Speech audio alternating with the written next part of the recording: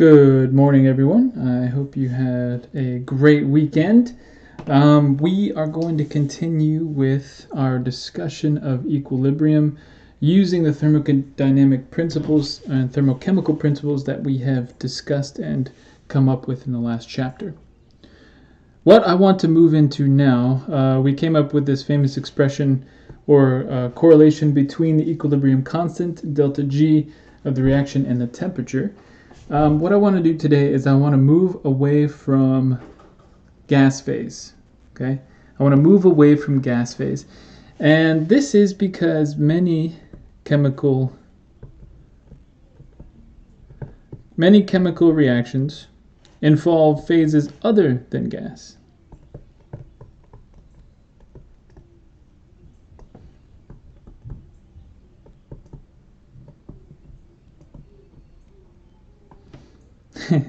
I feel like I need a little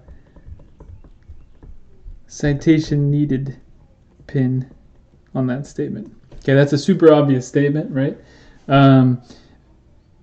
Basically, most chemical reactions that we are used to talking about happen not in the gas phase, but in a solid or liquid or in a solution phase.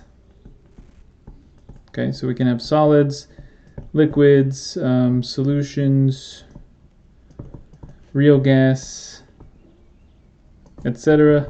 Okay, all of these things are what we really should be thinking about in terms of chemical equilibrium. So let's begin to discuss how we can incorporate these different phases into our current thermodynamic description of chemical equilibrium.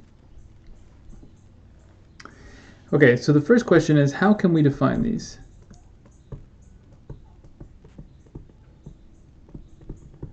How can we define essentially the equilibrium constant under these different phase conditions?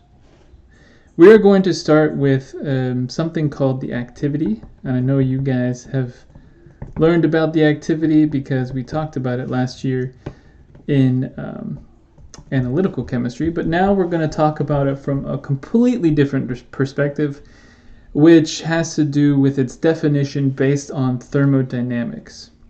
We are going to define the activity in terms of the chemical potential.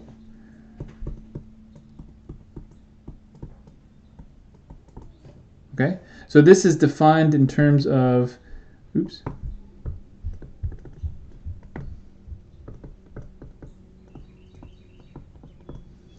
in terms of the chemical potential at any pressure and the chemical potential at some standardized pressure. So this is how we're going to define the activity for any substance. All right. Now for a real gas,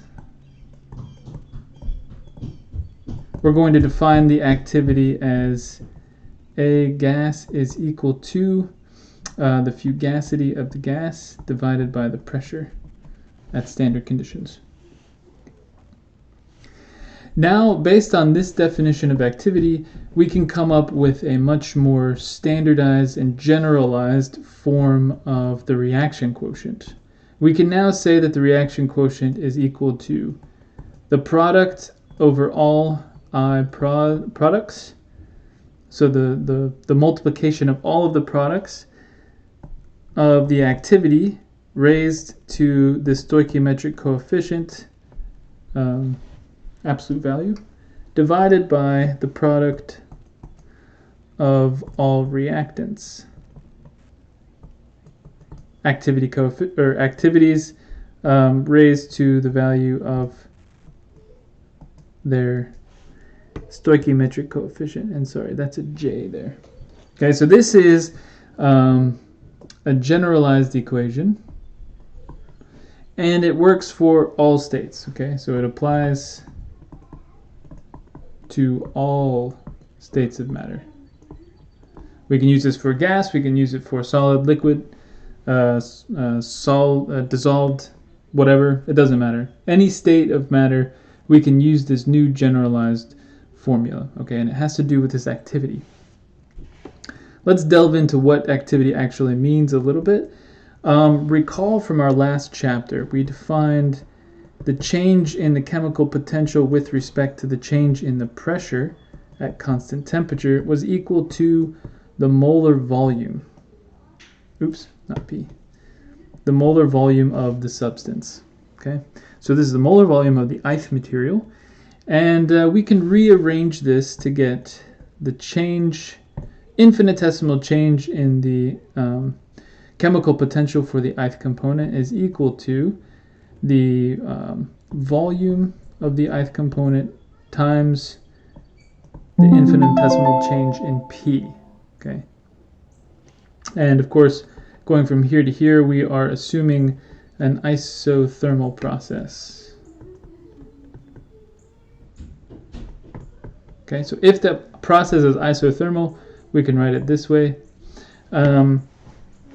Furthermore, we can take the derivative of the ith component, or the chemical potential that we've already defined. Okay, so we can take the derivative of mu sub I, which we defined as mu sub I standard conditions plus RT times the natural log of the activity of I. Oops. Oof, that's a really bad parentheses, sorry. Okay, and this is equal to, if we take the derivative of the stuff in here, we end up with RT times the derivative of the natural log of A sub I. Okay, the mu sub I cancels out. And I want to take this and I want to plug it back into up here. Okay, so now I have an expression for the infinitesimal change in the chemical potential. So I'm going to plug that back in up top, and I get the RT times the differential of natural log of A sub I is equal to the molar volume of the ith component times the infinitesimal change in P.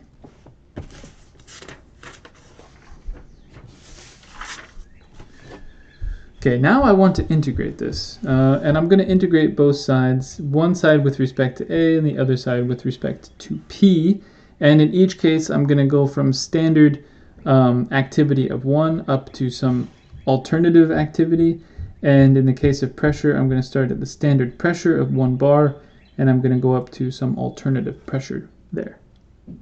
Okay. Okay, so RT is constant, it can come out of the side, and actually I want to move it to the other side of the equation. So I'm going to have the integral from 1 to A of D times the natural log of A is equal to 1 over RT times the integral from 1 to P of molar volume sub I times dP. Now I'm going to assume that the molar volume is going to be constant with respect to pressure. So I'm going to move that out here. So let's call that out here. And the reason that I can do this, for condensed phases, the molar volume is almost always very constant over a pretty huge pressure range. If you think about it, if you change the pressure on a liquid, the volume's not really going to change very much. It's incompressible. If you change the pressure on a chunk of ice, this pressure is not really going to, or the volume is not really going to change that much over a pretty huge pressure range. Now, if you get to the extreme pressure and the extreme ends of the pressure gradient that you can possibly put onto some substance, yes, of course, the volume will change eventually, and you get these crazy versions of ice in the case of water.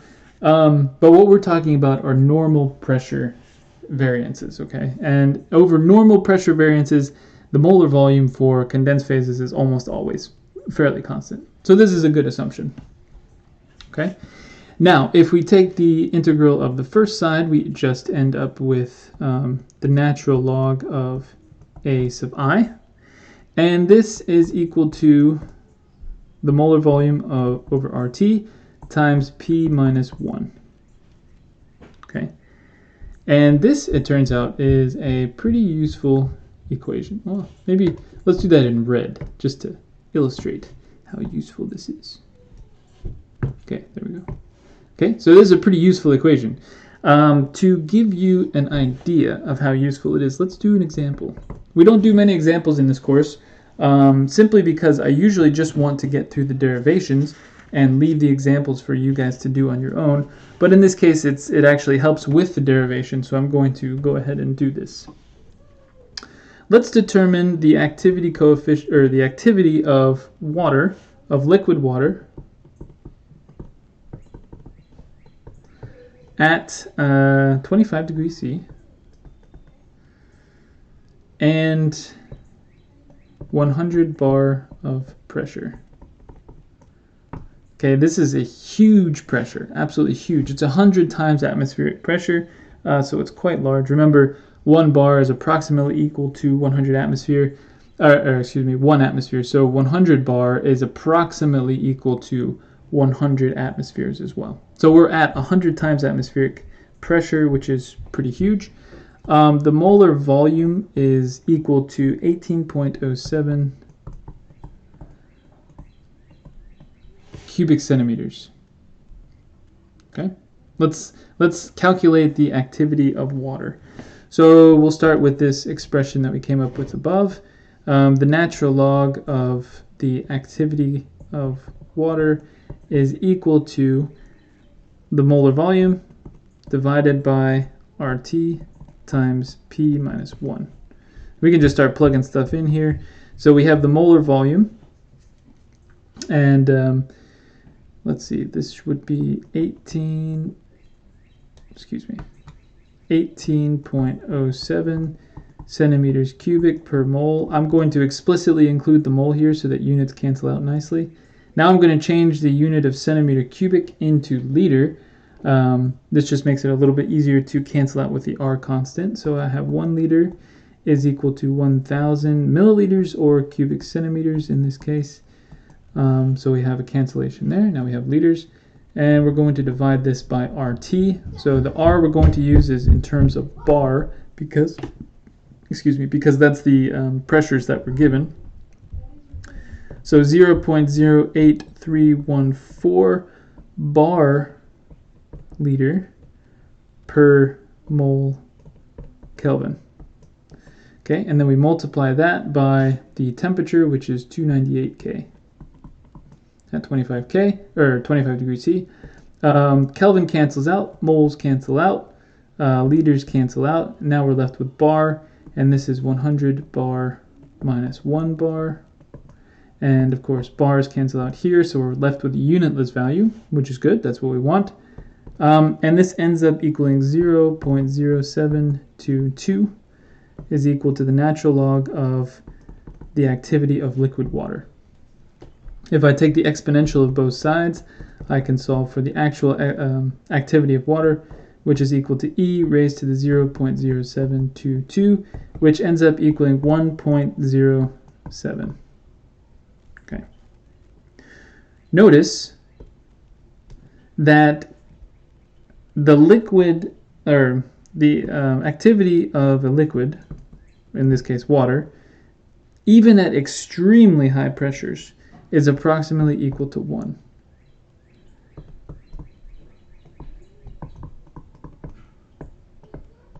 Okay? Even at 100 times the pressure of the atmosphere, the activity coefficient of, or the activity of the liquid, the activity of the liquid is approximately equal to 1.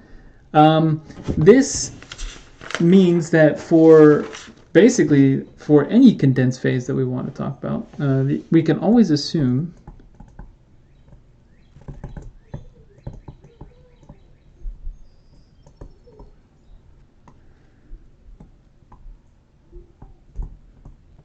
where we can approximate them as 1. Okay? We can always approximate them as 1. Now, if you recall back in Gen Chem, when you learned how to do equilibrium constants, for example, the equilibrium expression between sodium hydroxide and hydrochloric acid neutralizing each other, we get a salt, an aqueous salt, and we get liquid water.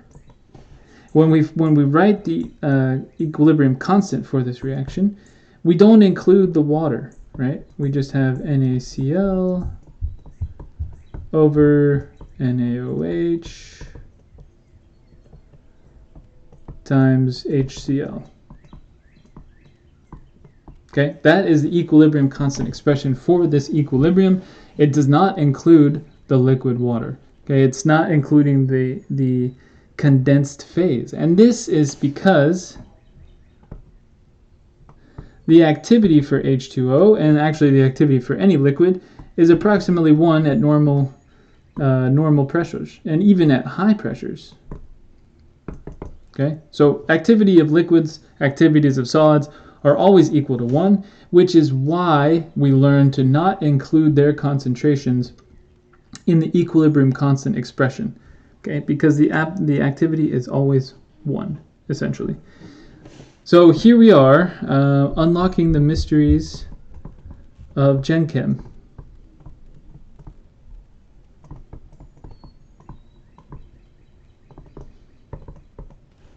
Okay, in Gen Chem we kind of just told you, hey, when it's a liquid or a solid, just don't include it in the equilibrium constant expression. Oh, something's bad. I don't know if you can hear that. One of my kids is crying. Don't worry, carry on. So yeah, you were told in Gen Chem that, oh man. Okay, I'm gonna close the window. I think she's outside.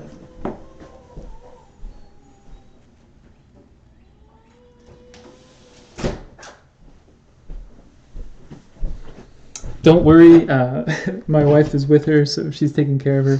I'm not just closing my child's poor cries and outside with the window. I'm just closing the window because I know that my wife is helping her. Okay, so we're unlocking the mysteries of Gen Chem. When you were in Gen Chem, you were just told, hey, don't include condensed phase stuff in the equilibrium constant. We're not going to tell you why, just don't do it. Now you know why. It's because the activity, and we've actually solved for this, the activity of condensed phase stuff is approximately 1, even over huge pressure ranges. So we can always just basically assume that it's going to not affect the numerical amount of those equilibrium constants at all. Okay, so that's condensed phase stuff. How about dissolved stuff? Okay, what about materials dissolved in a solvent?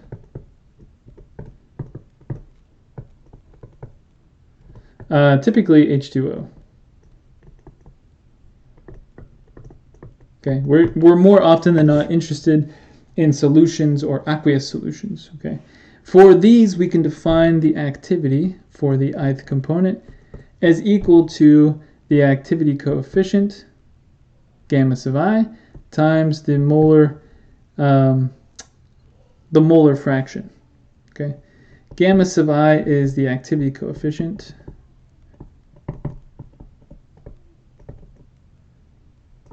And the mole fraction is, you guys know this, mole fraction.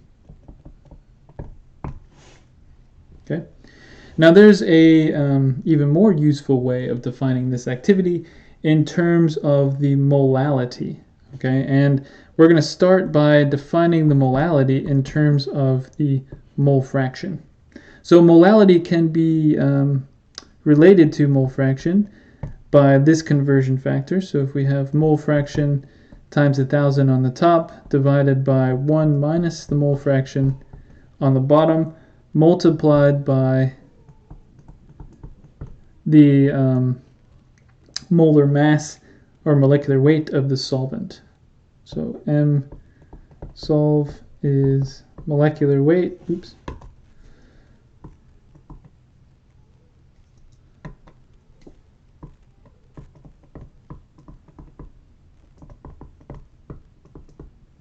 Okay, it's the molecular weight of the solvent in grams per mole. Okay, and this little I here is molality. So it's moles of solute per kilogram of solvent. Now, for dilute solutions,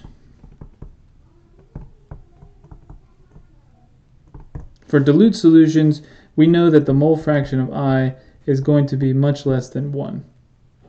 So that means that in this part here, we can essentially say, well, 1 minus a really tiny number is essentially just going to be 1. So for dilute solutions, we can rewrite this as 1,000 times the mole fraction of I divided by the molar weight of the solvent, or the molar mass of the solvent, excuse me. Okay, and then we can just solve for the mole fraction, and that will equal to the molality of the solution times the molecular mass, or the molar mass of the solvent, divided by 1,000. Okay, and then once we have this, we can plug this back into the activity expression we have above, and we can say that activity is equal to the activity coefficient times the molality times the molar mass of the solvent divided by 1,000. Now, I want to take this and substitute into our expression for chemical potential that we gave for above, basically the definition of activity. So we can rewrite this as the chemical potential of the ith component at any pressure is equal to chemical potential at standard pressure plus RT natural log of gamma sub I, molality, molar mass of the solvent divided by 1,000. Okay? And this is a useful expression because now it's in terms of molality. We can measure molality very easily. Now I want to break this up into the pieces that are constant, which is here, and the pieces that can change, which are here. Okay, so I'm going to break this up using the identity of logarithms.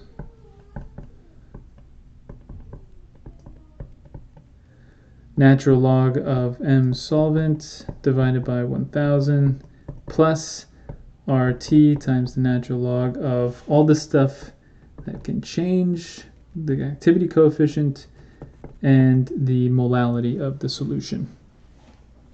Okay, so this whole bit here are constant. Okay, so the solvent's molar mass is constant. The chemical potential at some standard potential is a constant, and so we're going to rename this as m sub I star. Okay, so this whole bit is m sub I star. This is equal to m sub I naught plus RT, then times the natural log of the molar mass of the solvent divided by 1,000. Okay, this whole thing is equal to m star. So now I can rewrite m sub I is equal to m sub I star plus RT times the natural log of gamma sub I times the molality. Now, what does this look like? This looks like our initial definition for activity. Remember, this was activity in the original definition.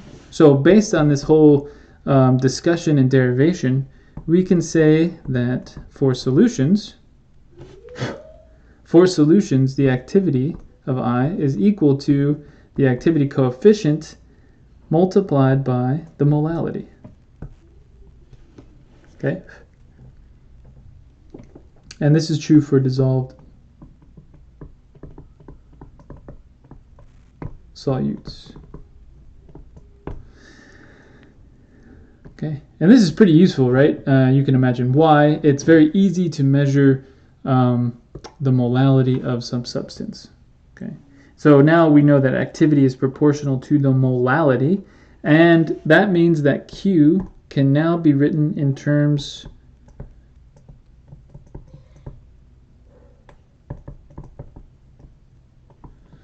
of molality, which is great. Now remember that molality is in moles of solute divided by kilograms of solvent. And you might be saying, wait a minute. Don't we always find Q in terms of the molarity? Big M, which is moles of solute per liter of solution. Okay, don't we usually use molarity? Why all of a sudden are you telling me that it's actually written in terms of molality? Now, we can somewhat answer this by saying, okay, now listen. For dilute solutions,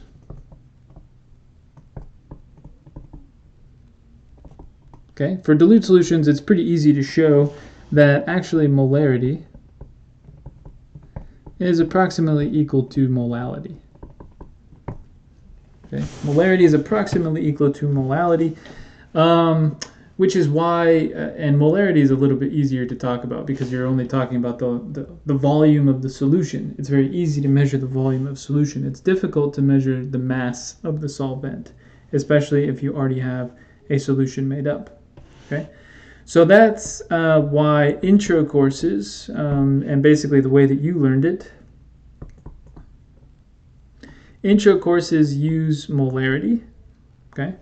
Q is always expressed in terms of molarity, but we will express it in terms of the molality. Ooh, really bad little m. Okay, we will express it in terms of molality because that's the correct way to do it. Okay, so you've learned for a while, and it's actually a fairly good approximation to express it in terms of molarity, so it's not that terrible, but you know better now, and we should express it in terms of molality. Now, I have some words about our terminology. Okay, so throughout this whole section, we've been talking about something called the equilibrium constant.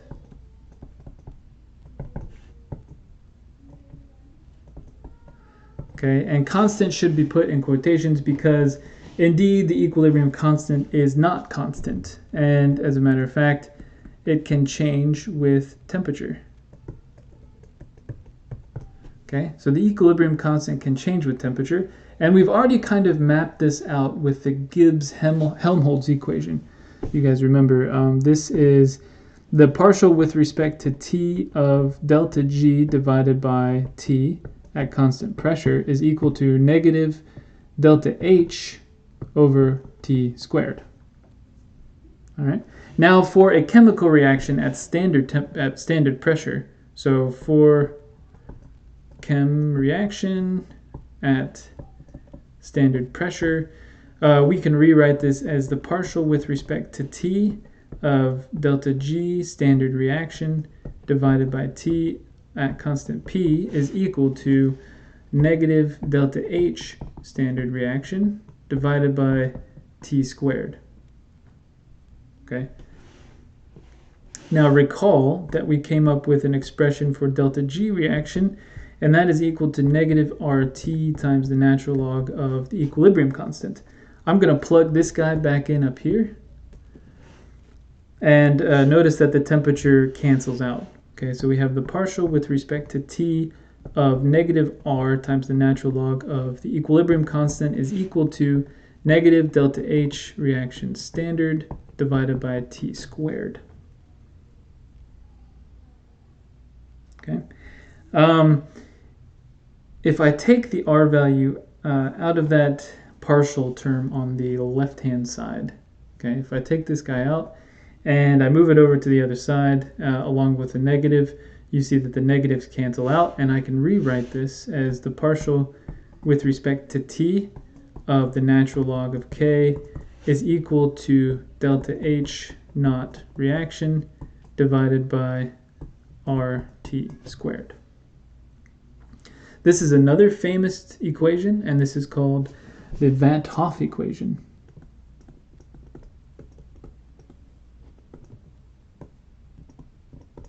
Okay, the Vant-Hoff equation, ostensibly initially derived by a Dutch dude named Van Hoff, with the last name of Van Hoff. Okay, and this directly relates K to delta H reaction and T. Okay, so we can look at something from a perspective of, is it endothermic or is it exothermic, and what temperatures go into the equilibrium constant, and it turns out that this is actually extremely useful. But in its current form, it's not so easy to use in a practical way. So let's make it a little bit easier to use.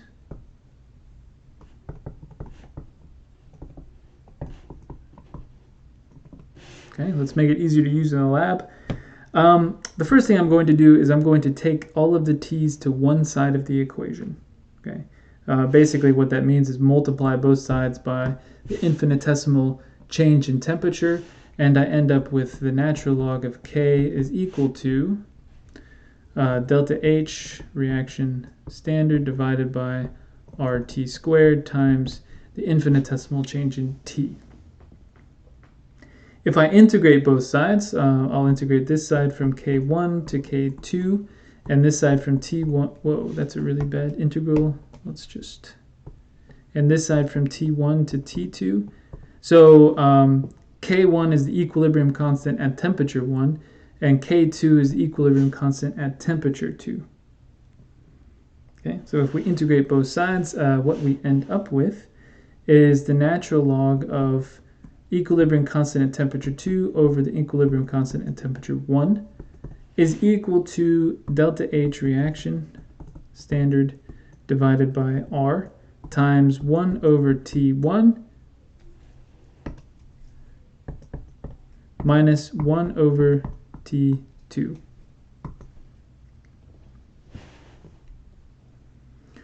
Okay, now with this reaction, with this equation, this is the useful form of the Vant-Hoff equation, and essentially what it allows us to do is it allows us to estimate K at T2, which is K2, right? We can estimate K at T2 or any temperature as long as we know delta H reaction standard for the reaction, T1 and K1. Okay, so if we know the equilibrium constant at some particular temperature or standard temperature, say 25 degrees C, and we also know the delta H reaction for that reaction, we can estimate what the equilibrium constant will be at any temperature using this form of the Vant-Hoff equation. Okay. Now, that's the end of chapter 5, at least all of this, the important bits that went into it. It was basically just a nice little introduction reminding us what equilibrium means and then applying these thermodynamic principles to equilibrium. The next chapters we're going to cover will go into much more detail, okay? But we wanted to get an initial impression of equilibrium in terms of thermodynamics and get your minds thinking in terms of thermo. Yeah, and then we'll get way more detailed, probably more detailed than you ever want to be about equilibria in the coming weeks. All right. I hope you guys have a great day. Take care, and I'll see you next time.